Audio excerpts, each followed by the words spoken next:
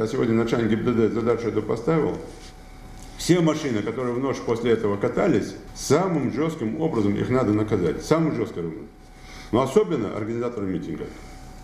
Я буду добиваться, буду обращаться во все инстанции, добиваться уголовного преследования всех организаторов митинга.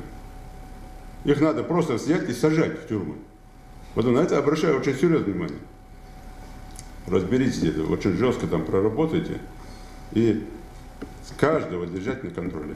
Мы должны утром и вечером заслушать, что по ним делают органы правопорядка. И добиваться того, чтобы как минимум административно, как максимум уголовные дела были возбуждены против организаторов. Да, по молодежи там все равно, кто сопротивлялся, по ним будет, чтобы другим было неповадно.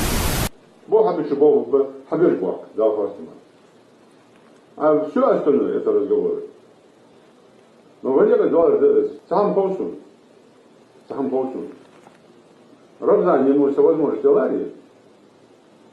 Я говорю, там я 5 10 говорит о Боге, что для Бога говорит брать. У меня нет таких возможностей.